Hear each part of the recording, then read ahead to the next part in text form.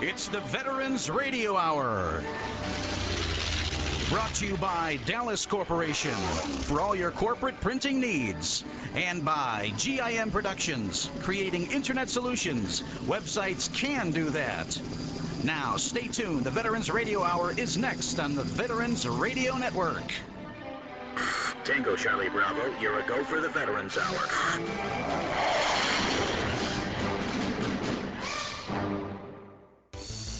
Whether it's a web application or a media-rich website you seek, GIM Productions would like to introduce you to our team of professionals and the services we offer. Contact us at 877-256-6914 or visit us online at gimproductions.com.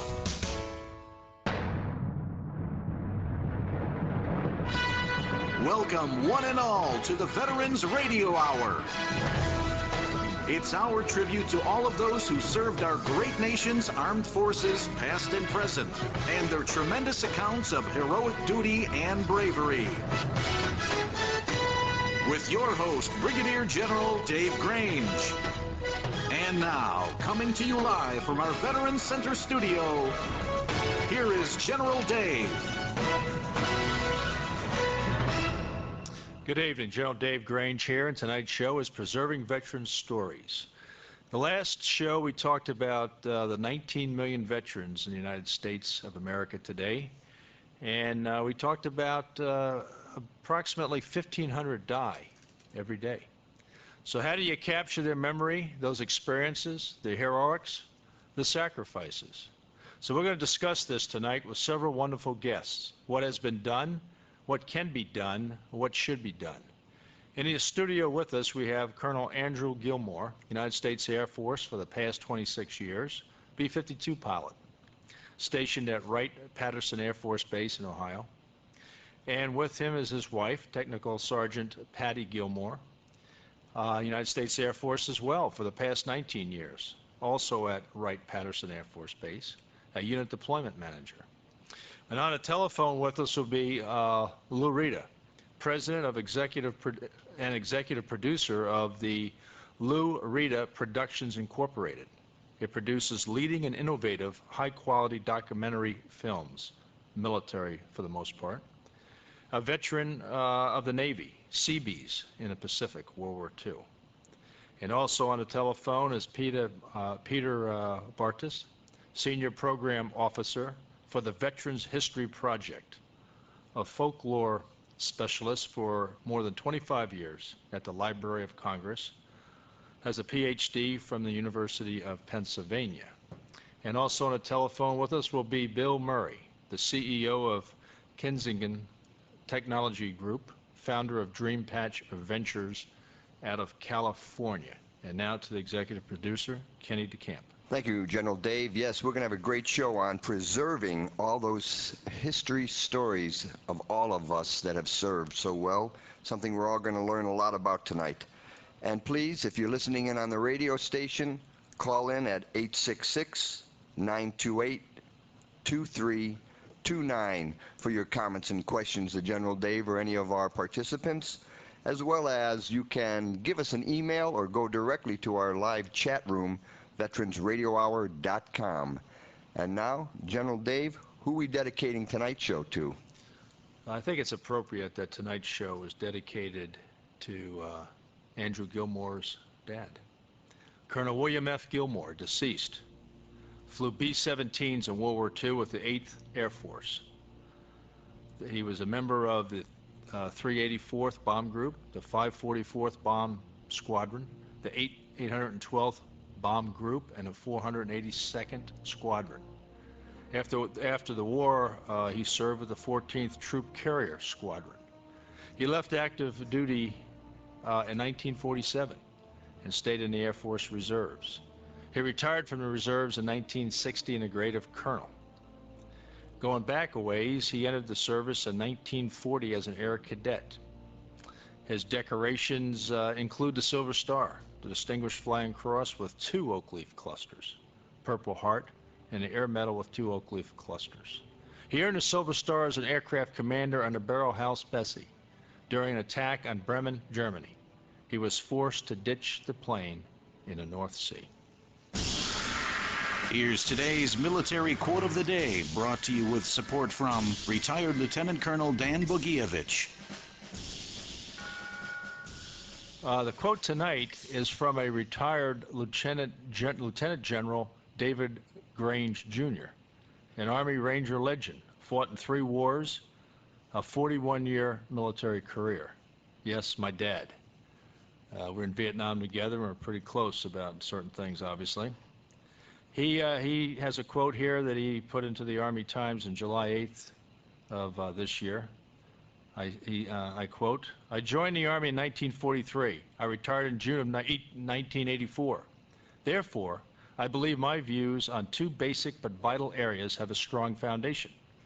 First, I have always been proud of the way the Army has continued to strengthen and nurture the notion that every soldier has the opportunity to be all you can be." By the way, that's the old Army slogan, be all you can be. I am a good example of that. A young enlisted parachute infantryman who was given a chance to attend officer candidate school and retire as lieutenant general. The second area is the fantastic growth in realistic, challenging, and meaningful training. Our military today has the finest training structure, both for the individual and for its units in the entire world. I am proud to have been a part of this tremendous progress. You're listening to the Veterans Hour with retired Brigadier General Dave Grange. And now, back to the broadcast. Okay, and now back to our wonderful guest for this evening's theme, Preserving Veteran Stories. Again in studio is Colonel Andrew Gilmore, United States Air Force, and Technical Sergeant Patty Gilmore, Andy's spouse, also United States Air Force. On the line, telephone with us is Lou Reda. I talked about a little bit about his Lou Reda Productions a moment ago when we started the show. Just to give you a little bit of an idea, his archives constitutes the largest and most comprehensive library of historical military film footage in America. He's produced more than 100 cable and network specials and series episodes seen regularly on the A&E television network, the History Channel, and the Discovery Channel. Oh, and by the way, as I said earlier, he was a United States Navy veteran, so he knows his stuff. But let me just mention a couple of things that Lou has produced.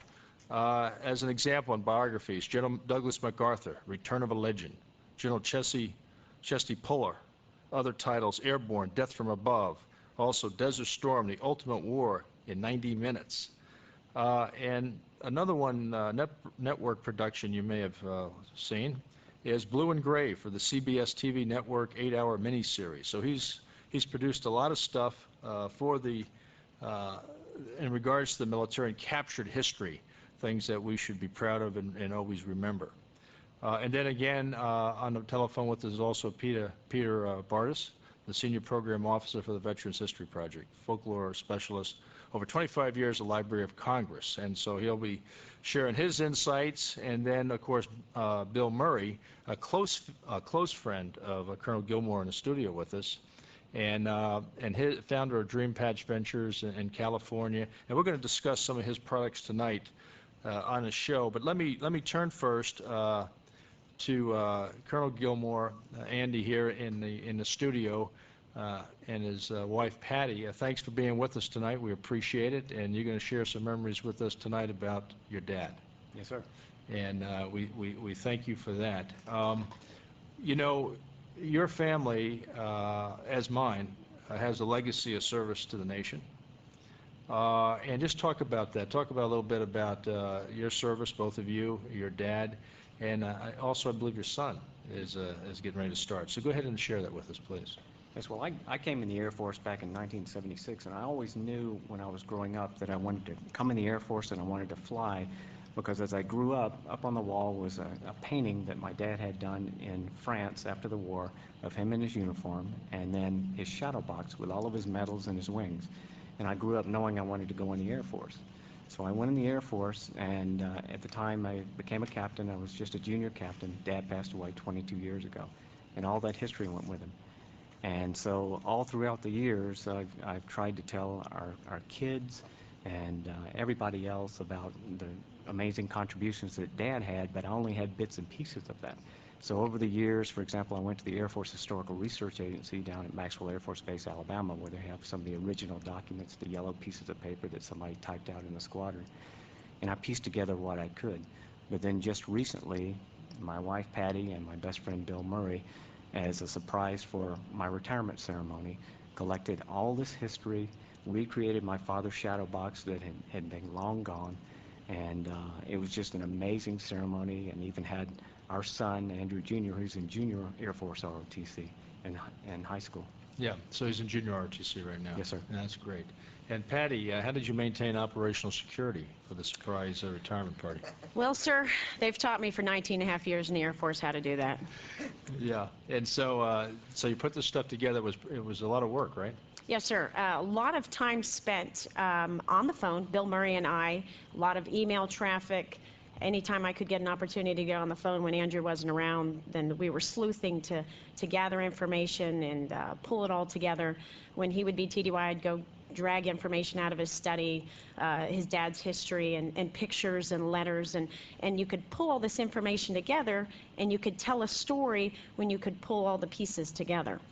Yeah, I tell you, it's hard to reconstruct history like that unless I mean, there's ways to do it, but I mean, if you were disciplined enough to do it as it happened, that'd be great. But usually there's always pieces missing, and so now there's some venues to do that. And speaking of that, I want to turn to Bill Murray, a close Air Force buddy of yours, and it was key to this. Bill, are you with us? Yes, sir, I am.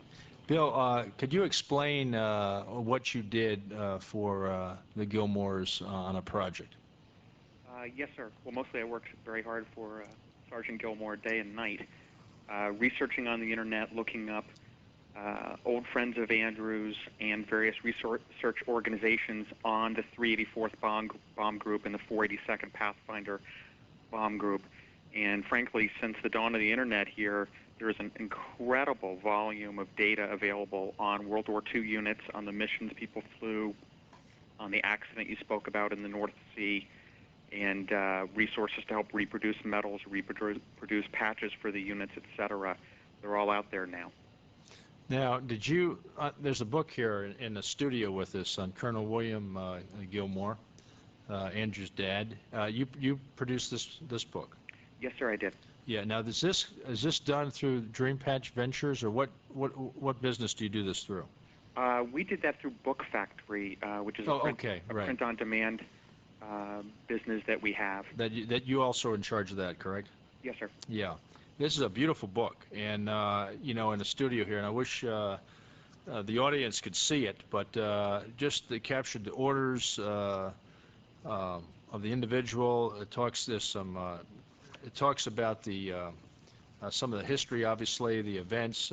For instance, the early years, the 8th Air Force, 384th Bomb Group, ditching the Barrow House Bessie. That's the English Channel mission that we talked about. The Pathfinders, letters home.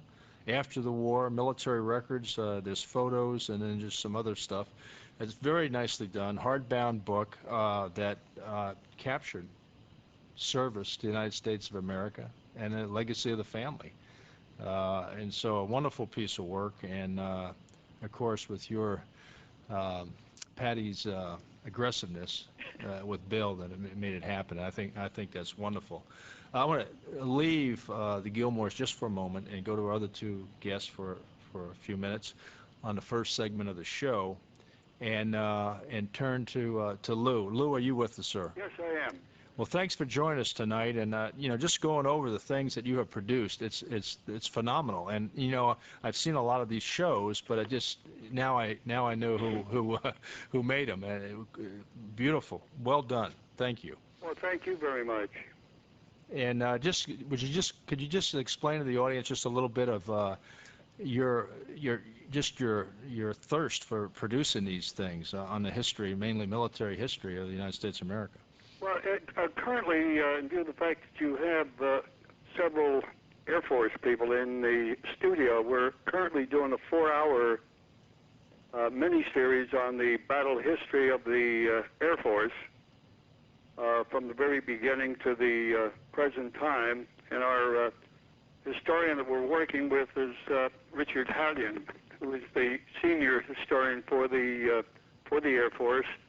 And along the same lines, we've done the 4 hours on the battle history of the Navy, 4 hours on the battle history of the Army, the Marine Corps, and we've worked very close with the, as a matter of fact, we're doing something with the D-Day Museum. Steve Ambrose, his son, was up to visit with us about a week and a half or so ago, where we're doing some things with them, and we've supplied them with all of the footage that they needed in the museum to make all of that work, as well as working with the Nimitz Museum in Texas with Helen McDonald down there, which we have been working with for a long time, and the 8th Air Force Museum down in on the outskirts of Savannah, run by General Buck Schiller. And one of the interesting, this is just a little sidebar to that introduction down there to his museum. A few years ago, I needed some photographs, and they eventually got to General Buck, and he said, "Fine, I'll send you the photographs." And in closing, he asked me, he said, "Lou, were you a veteran?" I told him I was in the Seabees. The reason I'm telling you this is because how ironic some of these things can happen. And when I told him I was in the Seabees, he said his father was in the Seabees. Well, to make it a long story short, in my platoon, there are 200 people in the platoon. It turns out his father was my lieutenant when I was in the Seabees out in the Pacific, and out of 200 guys, it turns out that out of 30 million people who were in the service, turns out that his father was my commanding officer during the time period I was in the service. So we became very friendly, and we're doing quite a few things with and for the museum down in Savannah.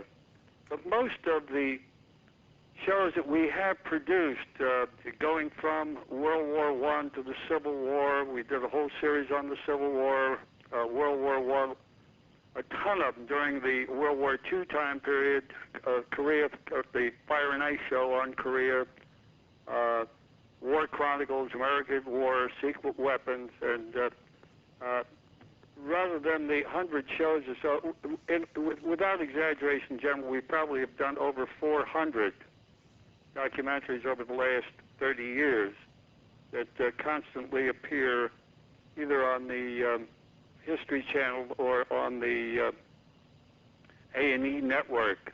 Well, you know what we want to do? You mentioned the shows, 4-hour shows on the Air Force, Navy. I'm sure on the Air Force you're going to hit the Army Air Corps up front of that. Oh, yes. Yeah, and then Marine Corps. And when you do that, we need to have you back on again, because when we do the service-specific shows, you would be a great contributor to that. If the time works out, we would very much like to have you with us. On the Pacific area?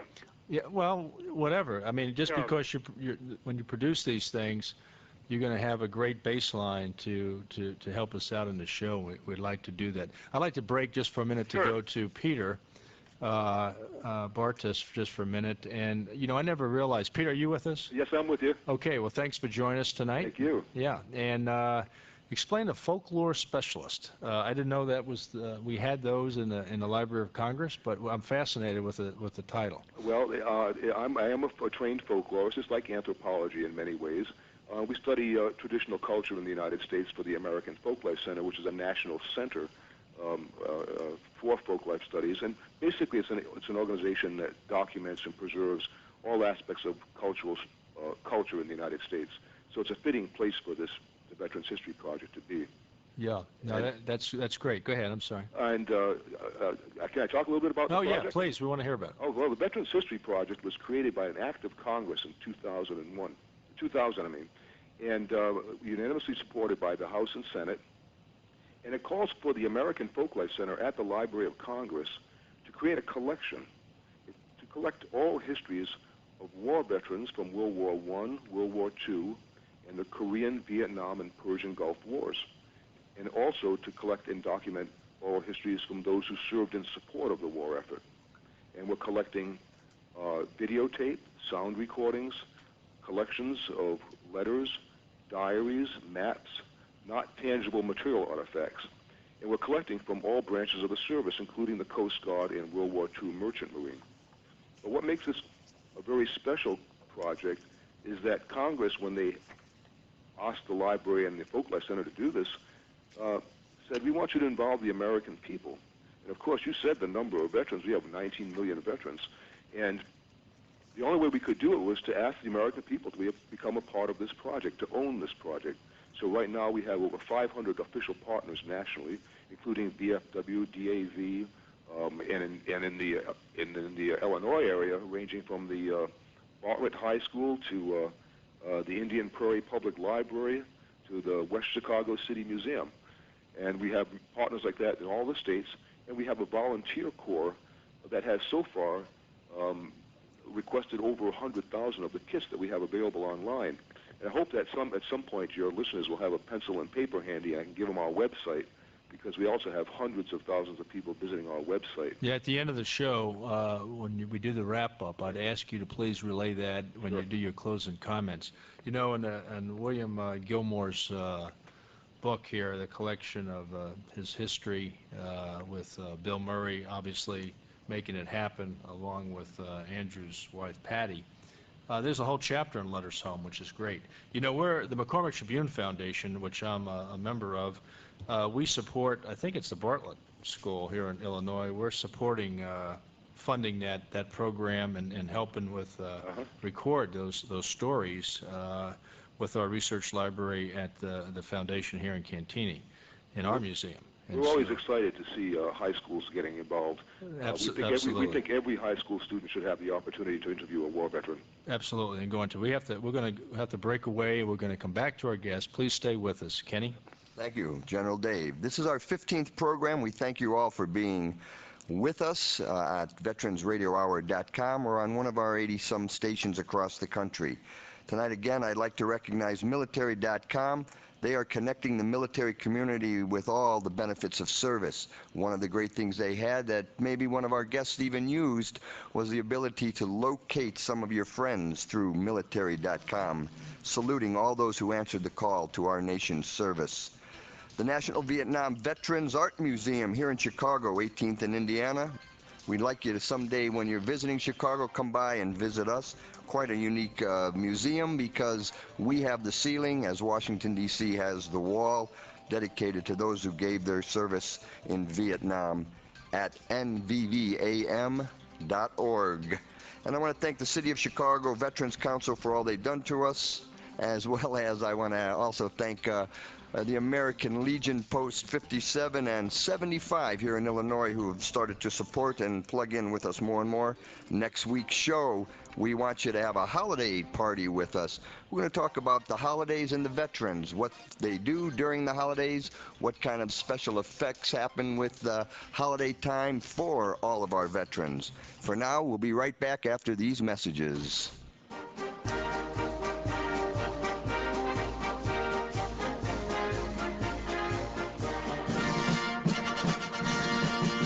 The Veterans Hour continues to salute our nation's armed forces and their families when the Veterans Hour continues on the TRN Talk Radio Network.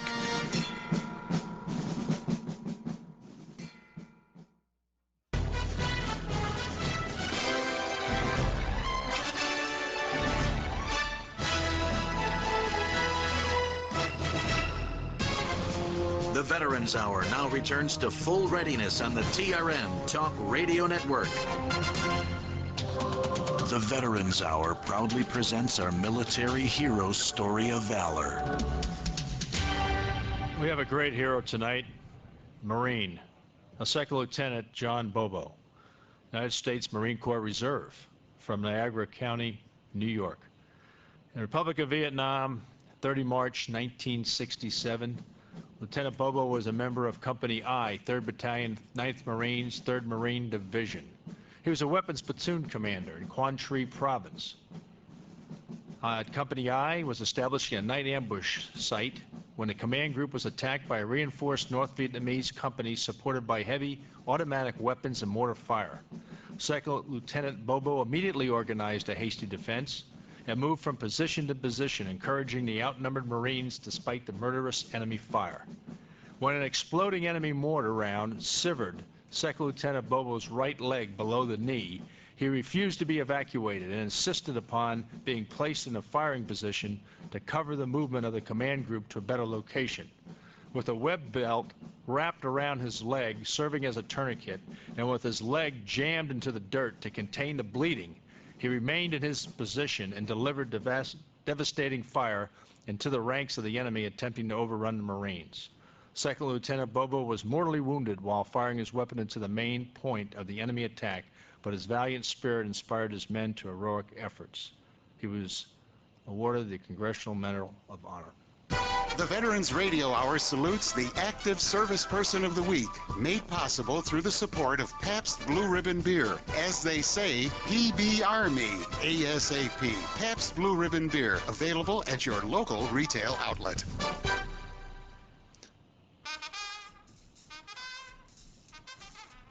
Okay, tonight we're going to honor Dr. Craig Carter. He's our mobilized member serving overseas, Lieutenant Colonel and Commander of the United States Army's 994th Medical Detachment Veterinary Services. It's a 24-person team. It's the first Reserve Veterinary Forces unit that's been deployed for Operation Enduring Freedom. The team comprises 8 veterinarians and 17 veterinary technicians and food safety inspection technicians. He's the head of epidemiology and informatics at the Texas Veterinary Medical Diagnostic Laboratories at Texas A&M University. His mission is twofold: to take care of the military dogs that detect landmines and explosives and patrol the military bases, and to ensure the safety and quality of the food being served to U.S. soldiers. It's a tough job because the dogs have to operate up to 130 degrees Fahrenheit and below freezing at times, and a lot of injuries occur to the dogs, and they must be kept healthy to take care of the troopers. He says the main reward is having the honor and privilege of serving our country at a great time of need. You're tuned to the Veterans Radio Hour with retired General Dave Grange, coming to you from the Veterans Center studio. And now, back to the show. Okay, back again to our guest, Preserving Veteran Stories. In the studio with us, we have Colonel Andrew Gilmore, his spouse, Technical Sergeant Patty Gilmore.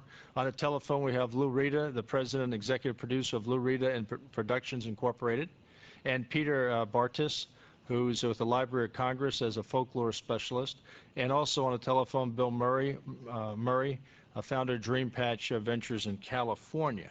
I'd like to turn now to the Gilmores and let them just explain a little bit about how important it was to have their dad, his service, following his footsteps, service, the family serving. Please share some of those experiences with us. One of the reasons that Patty and Bill came up with this idea is because I was determined not to have a big retirement ceremony, and they knew that if I had a retirement ceremony, it had to be about something other than me. And so Patty knew and Bill knew what a big impact Dad had on my life, and growing up, for example, as kids, he would show us the flak in his arm that he still had from World War II.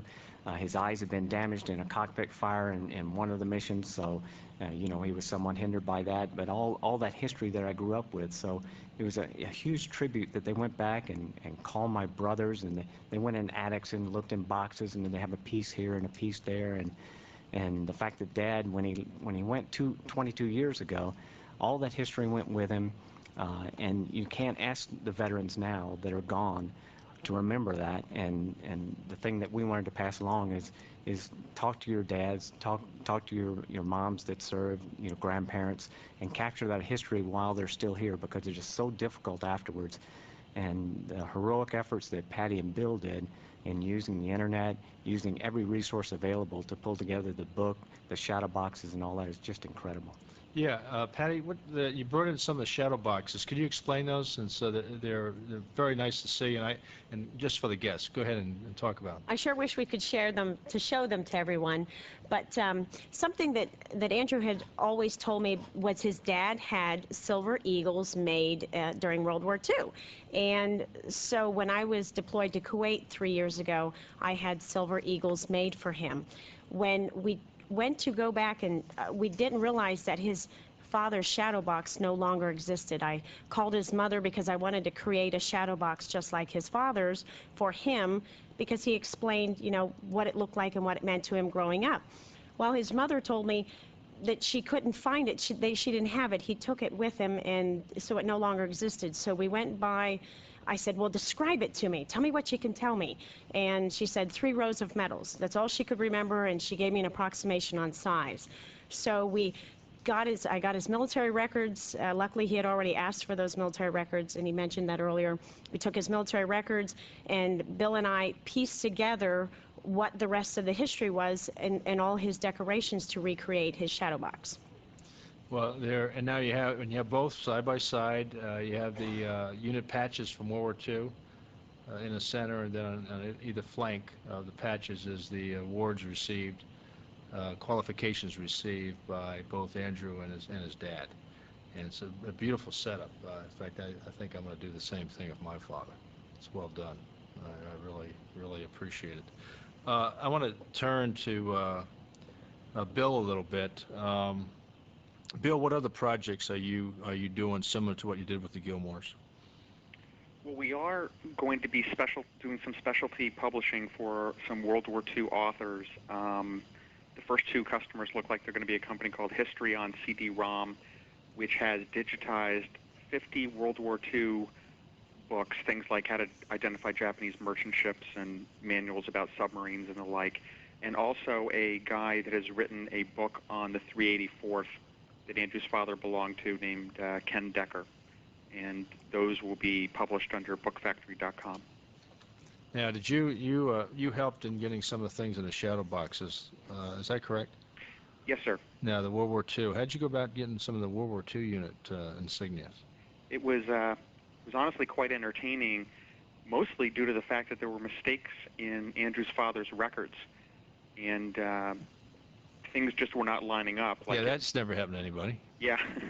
Well, it turns out when you use typewriters, I'm sure computers have perfected that, but when you use typewriters in the 1940s, some errors got introduced. It had nothing to do with the typewriter, though, did it? Pardon, sir? It had nothing to do with the typewriter. Probably not. Yeah. The one that baffled us a lot was it said that he served in the Pacific Theater, and we were quite certain he did not have time to do that, flying against Nazi Germany as many times as he did.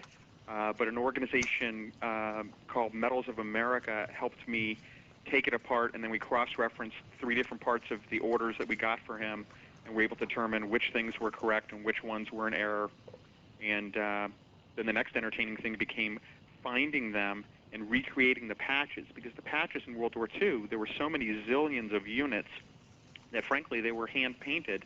These weren't, you know, the 8th Air Force patch was done by the government, but the unit patches, some of which, you know, you might not appreciate the images on them, were done by hand painting. And I found a unit on the internet that was willing to do that, a guy named flightjackets.com, and they did a beautiful job recreating the patches.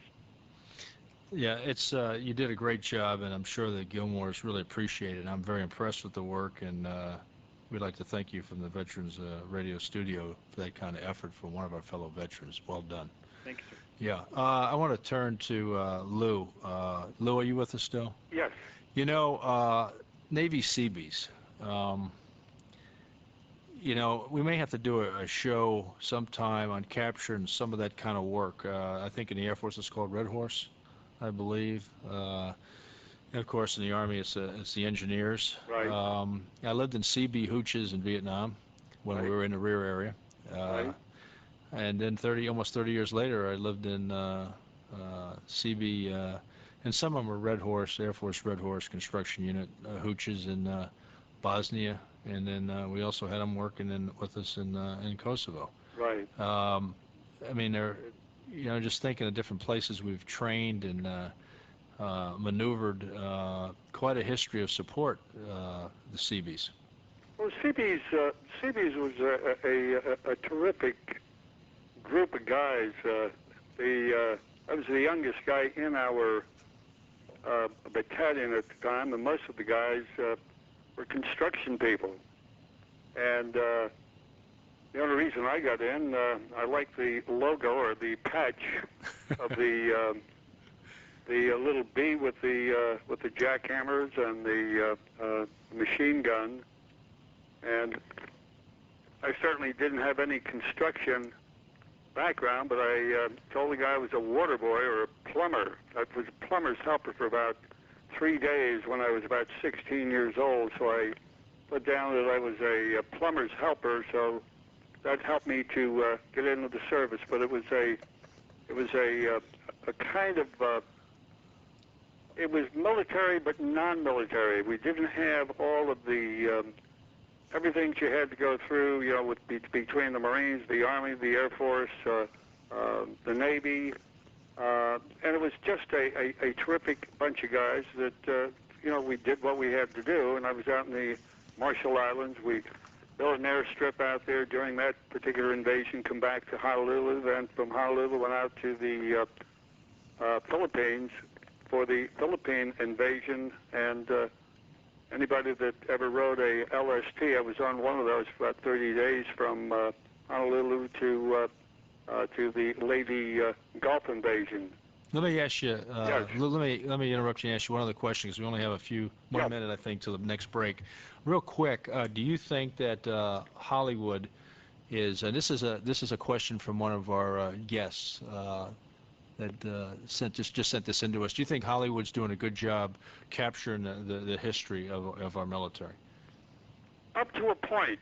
I think that when you see the difference between a show that Hollywood does a show that to me looks too plastic, only because what we have in the archives is real footage, real guys getting hit, real tanks being blown up, real planes being blown up, and they do it up to a point, but there's a big difference between doing a documentary using real, honest-to-goodness footage opposed to not having that available in the show. Okay, Lou, we're going to be coming back to you because we're going to be going in. I want to ask one quick question, though, to Peter. Peter, have you supported, given the actual history input to any kind of movie making? I'm not sure what you're getting at. Well, I mean, have you right now provided to Hollywood some stuff? Not yet. In fact, we're trying to get some.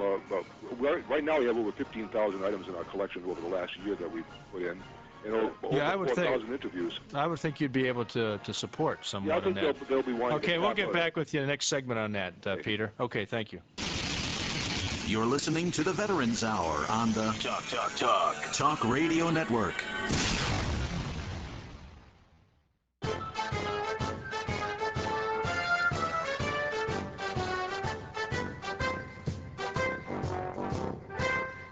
Weigh anchor, mates. The Veterans Radio Hour now continues full speed ahead on the Talk Radio Network. Aye, aye, sir.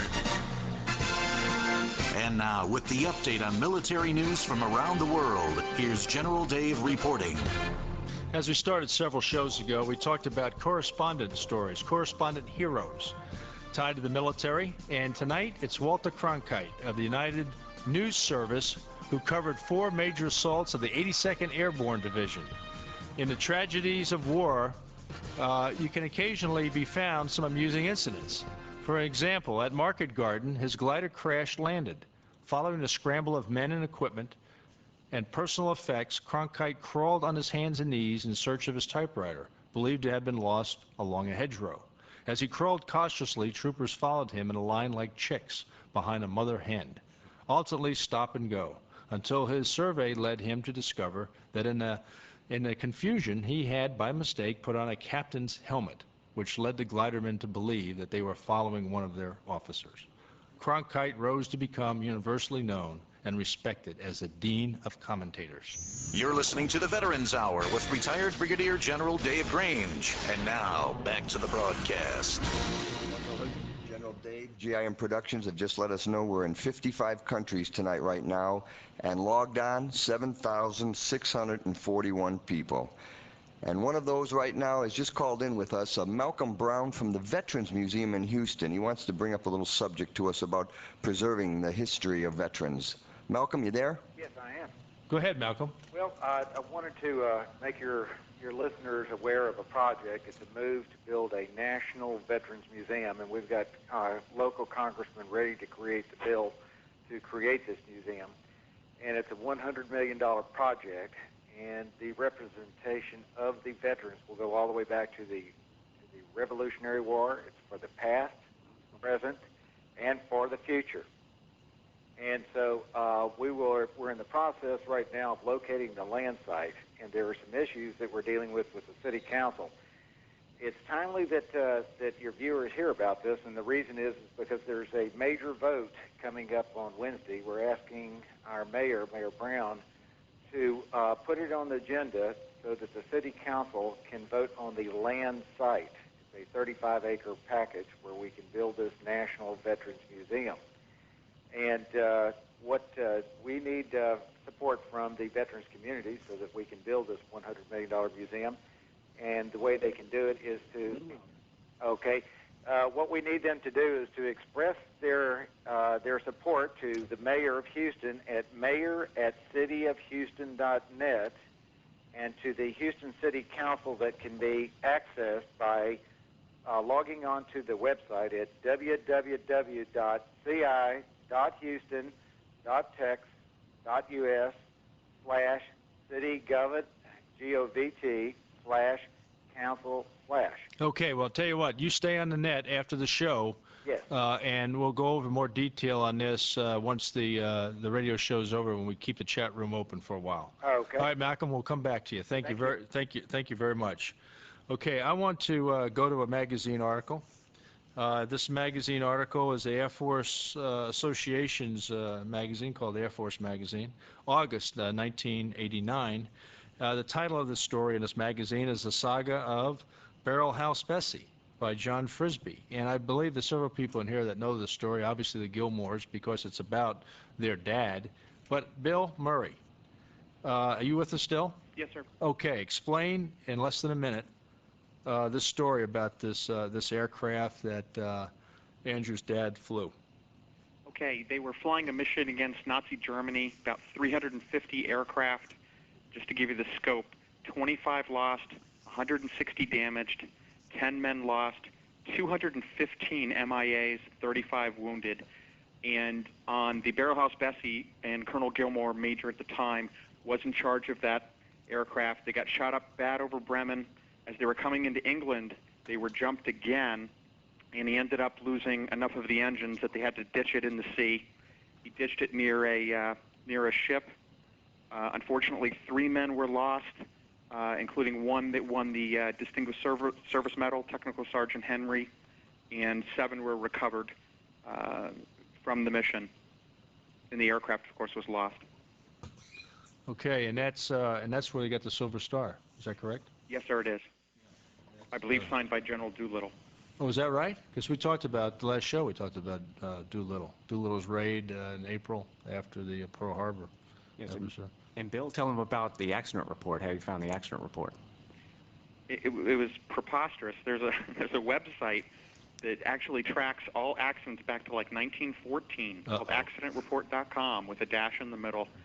And they sent me a 17-page report that Andrew had never seen before of all the entries on the accident and investigation into the situation, etc.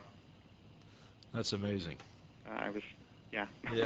I'm going to go back to the Gilmores in that in a minute. I want to go first to Peter, though, and ask Peter, there's some people have been asking on the website how to register with the Veterans History.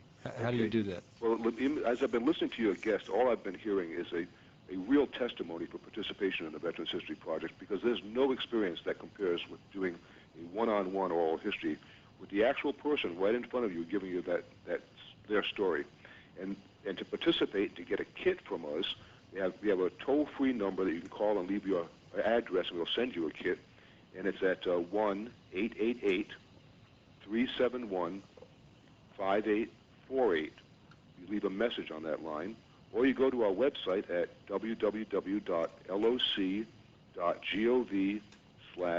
Vets, V-E-T-S. Vets. Okay. All right. Thank you, Peter. That'll answer that. We only have like 40 seconds left. I want to go to Lou in a few seconds. Lou, Yes. tell us what veterans, what people can do for veterans real quick to preserve this history, these stories. I think that what the parents should do, the grandkids and the children are the ones that can actually get the stories from the veterans. Through the schools, getting the kids into the schools, to hear the veterans. We've gone and done this with our shows for many, many years, and it's amazing how much information can be developed.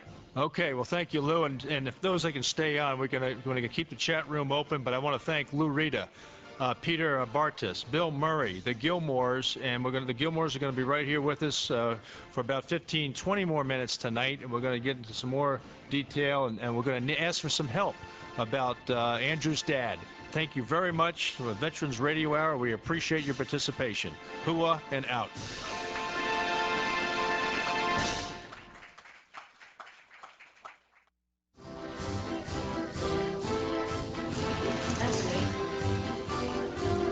Okay, and here we are. We're still live on the Veterans Radio Hour, and this is live over our internet. As I said before, we've got over 7,000 people plugged on with us, so if you want, some of you people, we've got the chat room happening. It's getting a little crowded, but it's always good that we are able to pull out through our chat master, Mark Eli, some of the more pertinent questions that make sense, and we'll be getting to those in just a minute. I wanted to say to the Gilmores how happy I am to be able to look at all the memorabilia that has been put together. And with our new partner, military.com, I'm finding out that they do also not only help you to locate more of the friends that you're looking for, but also, I guess, as your good friend Bill Murray was able to find out, exactly where else you can go to have the medals made. I even hear that there's uniform recreations that are being made, and from everything from hats to patches. Very, very unique.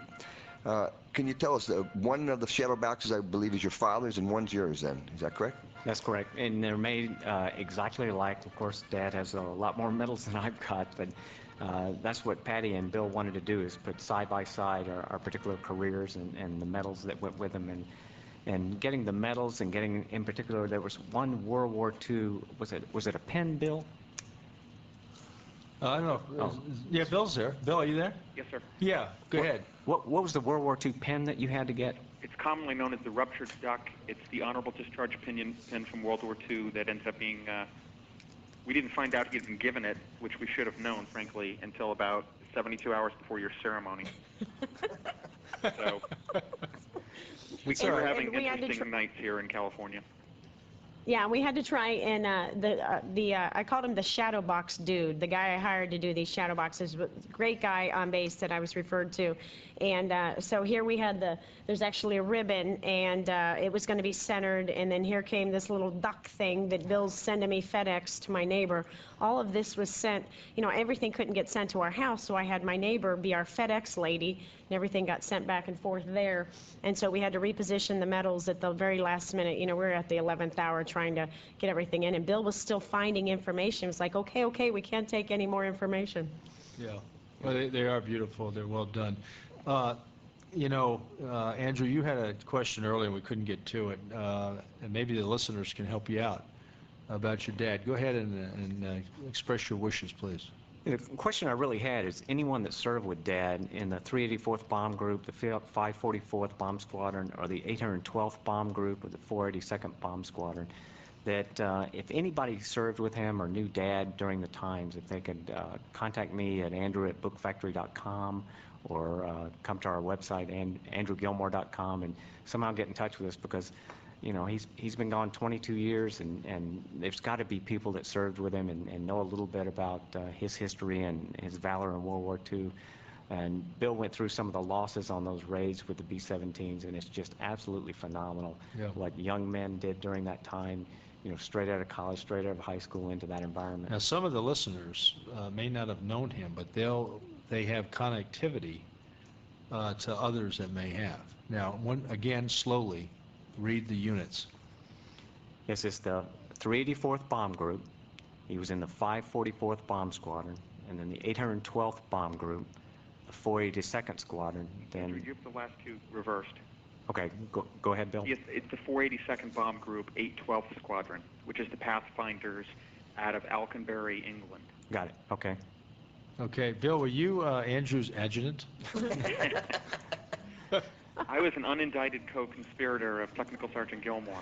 Yeah, Bill and I did serve together. We were in the AWACS program office up at Hanscom Air Force Base together. That's where we met. Yeah.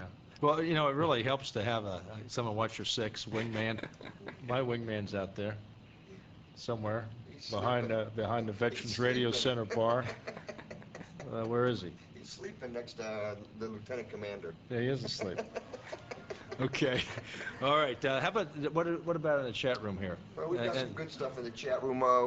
I think those numbers you just mentioned, squadrons that your father was in, we have Big Steve out there. He knows a lot of these different people all over the world, it seems. I'm sure he'll be looking into that. One of the questions in the chat room, does the Air Force still practice painting a symbol on the right side of the airplane's canopy for each enemy fighter that they shoot down? Yes. Who knows that? Bill? Yes. Bill, we know you know it. Is that right? They do? Yes, sir. I mean, they don't paint it on the canopy. They paint it just beneath the canopy for all aircraft shot down as well as bombing missions. Yeah. Hey, there was a great chat room question from Jay Grilly. Did you see it down there? Scroll down.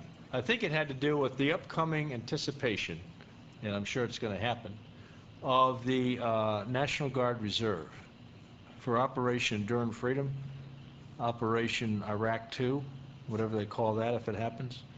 And his question had to do with there's going to be a lot of National Guard and RC soldiers affected by, get that out of there, by call-ups. What can we do as vets to help those guys and their families? I can tell you right now, I mean, there's a lot of organizations doing things. Downtown here in Chicago, the USO is helping with telephone cards to National Guard members. They get activated for state Article 32 activation, or federal, which is Article 10, Title 10. I mean, not Article, Title 32 and Title 10. Our foundation, the one I'm a member of, the McCormick Tribune Foundation, just awarded a grant to the Illinois National Guard for phone cards, stamps, and some personal items, support items for those being deployed. And so there's a lot of organizations, I think, out there doing that right now.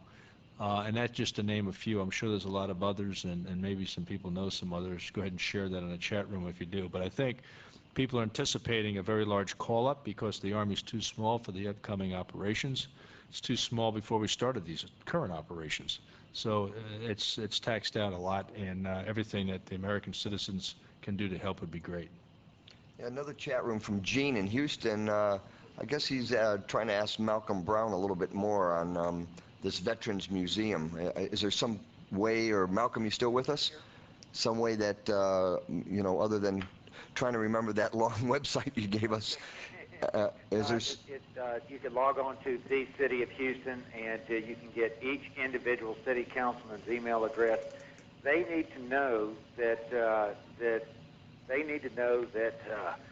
there's plenty of support coming from the veterans community for a national veterans museum to be built all over, for all veterans to be built here at Houston, for all veterans across this nation.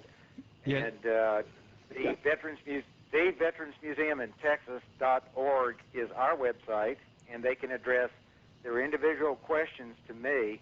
But this week we've got a major vote coming before the Houston City Council, and it's just imperative that we let the City Council in Houston know so that they can vote on a land site for this museum. We've got congressmen ready to create the bill that will designate this as the National Veterans Museum, for one, and then secondly, to provide some measure of funding for the museum so that we can get going.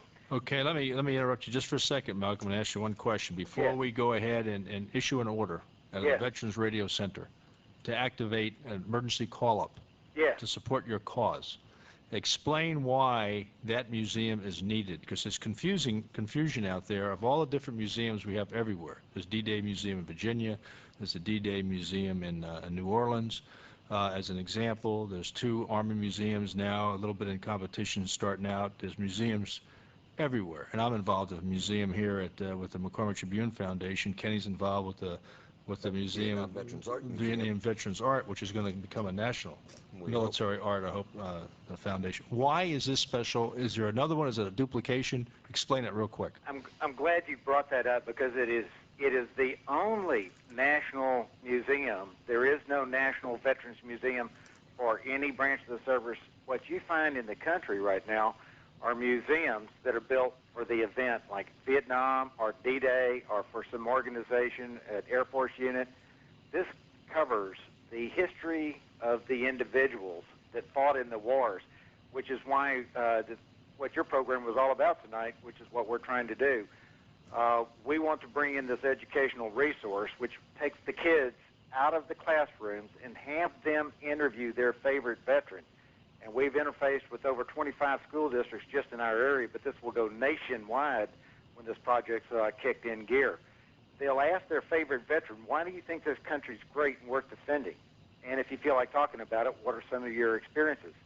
We, too, want to be part of that National Library project that is being instituted, and we will feature a story per week of a veteran per branch of the service so that the public can find out what the story, the stories of these individuals and why they defend the Constitution. Many people think of defending the Constitution as a court action where you've got a plaintiff's attorney and a jury and a judge and a defendant, but we think the veterans defend the Constitution 365 days a year. Okay. We understand. We have the mission. All listeners tonight from the Veterans Radio Center, you have a mission to do exactly what Malcolm said. You get the word in there that you want this museum, that you support this museum, and it's a national necessity. That's the mission. That's the order. Now, I want to go right now to a call. Someone just came back already from Andrew's request. It says that this Big Steve has 2 clients that flew with the 385th and the 94th bomb groups. How's that for immediate response? Wow, that's amazing. Yeah. Okay, so I think we have some people that may know Big Steve. We have some few people in the audience. Yeah. So okay, so the mission started. There it goes. That's the first one across the line of departure, the LD. More to come. Yeah, Big Steve, you call after the show ends. You give my cell a call again. We'll hook you up with them. Patty? I want to say that is the best present that anybody could give Andrew would be any kind of history that anybody has any dealings with his dad. You know, his dad's been gone for 22 years, and that would be the best Christmas present that anybody could give him. That's why putting the shadow boxes together, and you know, I've thanked him profusely anyhow, but Bill Murray is a gem. He is a wonderful friend to our family and worked very, very hard to help pull all this together. I couldn't have done it without him. But that is the best Christmas present anybody could give him, well, except his wife, of course. But that could be the best Christmas present anybody could do for Andrew. And thanks for all your support. Yeah, I want to thank the Gilmores for the service to the United States of America, the military family, the different generations. That's wonderful. I have to say this too. My brother is active duty Air Force. Well, there you go, see? And he is deployed right now to Qatar.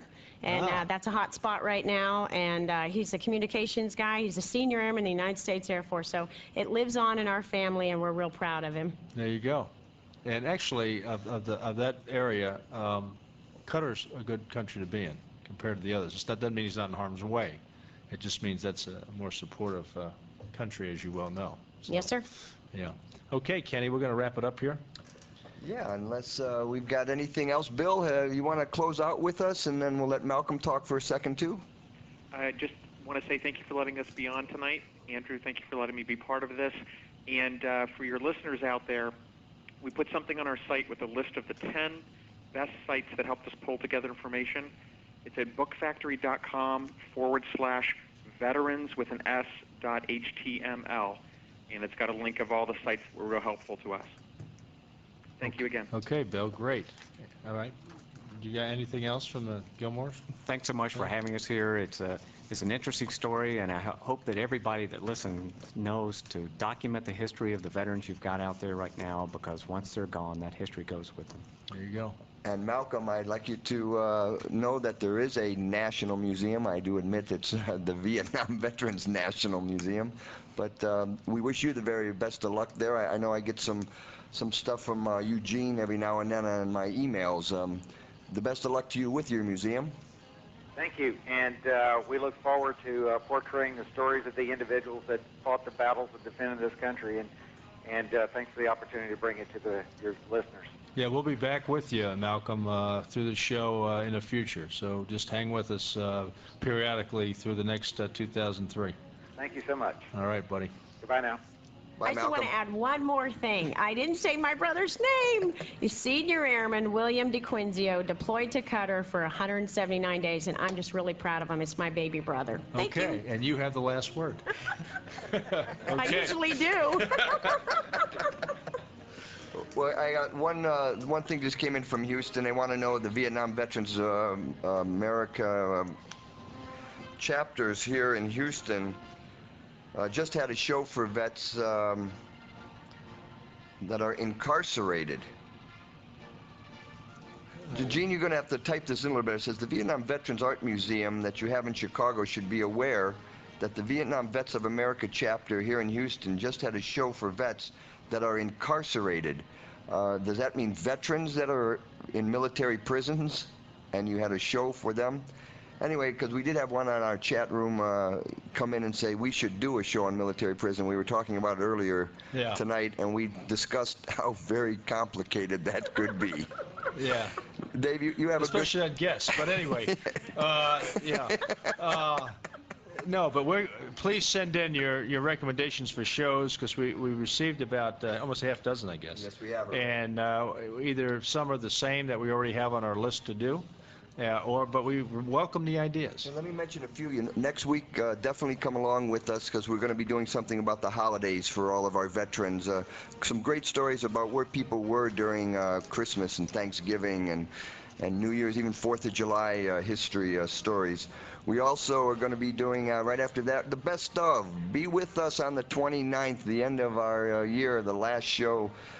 General Dave and I are going to sort of talk about some of the bloopers, but also some of the great points that we had with all of the different shows. On the 5th, if everything works out, it looks like we for sure are arranging a great show on the Rangers. It's a show Dave's been bugging me since we started. I'm proud to find out that Dave is the 7th commanding officer of the Rangers. He's named a couple of the few other guys to me, and it's quite a great history, a line of generals who have been able to have that command. And so we're going to have a few of those people on, we hope, with us, and we look like we might even have on a Ranger who was the actual captain that Tom Hanks played in Saving Private Ryan. He lives in this area, and if everything works out, he'll be sitting in Andrew's chair back on January 5th. And then on the 12th, we're doing a USO show. That's right. We got a great show coming up with USO Worldwide. We're going to have the president of the USO is going to be on with us, and a couple others. And we are trying to pull some strings for some very special surprise guests. Definitely listen in on the radio, or for sure, all of you right now, stay with us at veteransradiohour.com. Dave, have a great week. You too, Kenny. Thank you. And thanks all the guests, and thank you in the audience. Hooah.